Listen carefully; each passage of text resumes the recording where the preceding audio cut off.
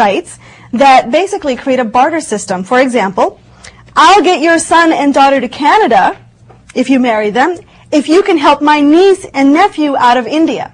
So think about it. It's not just about two people finding love anymore in an arranged situation. It's about helping other family members, nieces and nephews, get into or out of a country.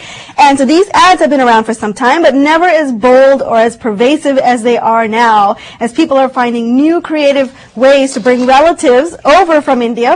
It just takes marriage and degrades it down a couple of levels, don't you think? Marriage is, once you get married, you'll find out. It's not what it's cracked out to be. I'm serious. Clearly not. Folks, this is a science story. You remember the satellites when they first were shooting up in the sky? They were weighing as much as 257,000 pounds. In 2009, they're shipping out these satellites that weigh 7 pounds. Unbelievable. Unbelievable. They're sending it in the clusters of 2 or 3 or 4, and they are very, very good for insurers to keep a watch on the floods and our storms and the others. And of course, they have many, many uses, and I'm sure Google will find a lot of uses for this. I am really excited. The science has done just such wondrous things in our lives. It's very, very expensive to launch a satellite into orbit. It costs millions of dollars, yes. and the failure rates are also high. And the other thing is, just think about how much space junk we're adding now above in orbit around the Earth, because they're going to be so much smaller, they're going to be harder to find. Yeah, you're ducking in all the trash that comes down. Moving on, it is the Indian company that actually had to come in the United States and start an electrical car service company.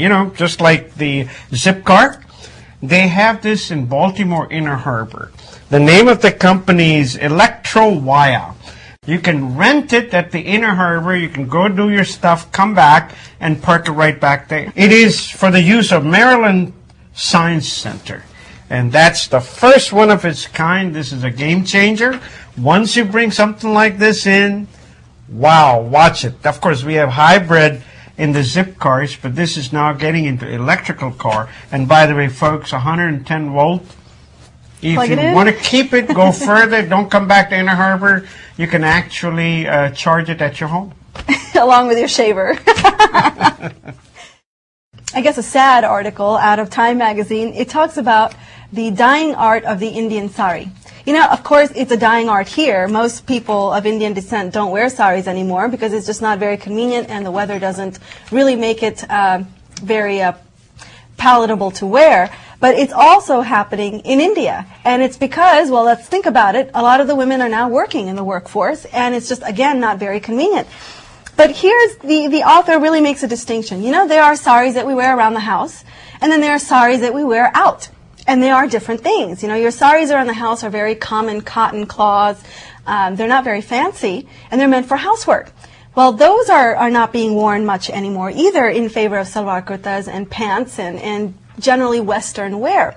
And so this article talks about how sad it is that the industry, and especially in South India where you have silks and kanjivarams, you're seeing saris die out, not just on the home front, but you're also seeing them die out on the more fancy level, where people just wear them for parties, but they're not being used in every day. And so in one case, on the fancy levels, actually, I have seen saris that are so expensive and so brilliantly designed, particularly from the South. Each sari costs as much as 300,000 rupees. And that's the problem, is that you have now a much smaller pool of people who are able to afford those types of saris. Yeah. They're not affordable anymore to the masses like they used to be. And so a lot of these, family-owned businesses, traditions where it was passed down from generation to generation, those houses are losing factory workers, and they're basically, their kids are choosing not to go into that anymore in favor of technology. So it is kind of a sad state for the sari, but maybe it'll come back because it is, at the end of the day, a fashion icon unto itself, and maybe it'll be promoted that way, just not in the way that we're used to seeing it. Well, if you're single, you might be okay, but if you are in a relationship or about to get married or married, chances are that you are a beast. This is an interesting article out of Time magazine. It talks about what happens when we get into relationships. For example, here's some statistics. 63% of women increased their risk of obesity if they moved in with the guy. 63%. Wow. 1 is the number of years after moving in that a woman's risk of obesity starts to increase.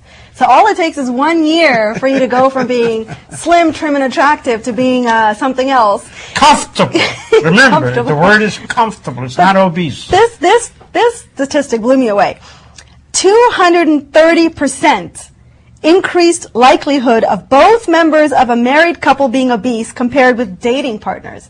So if you just chose never to get married, you might be slim, trim, and healthy. But if you got married, there's a 230% likelihood that you'll both be obese before it's over. So apparently relationships make us feel good, which when we feel good, we eat. And when we eat, of course, we gain weight. So interesting article, I guess, you know. So the moral of the story is not to move in with the guy before marriage. I guess the moral of the story is maintain your singledom for as long as you can if you don't want to be fat. Folks, that's about all we have for you. Coming up next is our conversation with Mark Ian and Leander Paez of Castle Tennis. And of course, you know Mr. Paez, he is an Olympian tennis player, number 5 in the world. He just came from Wimbledon. He won the mixed doubles number 2. Up next. And from both of us, we hope you have a wonderful weekend. Namaste. Namaste.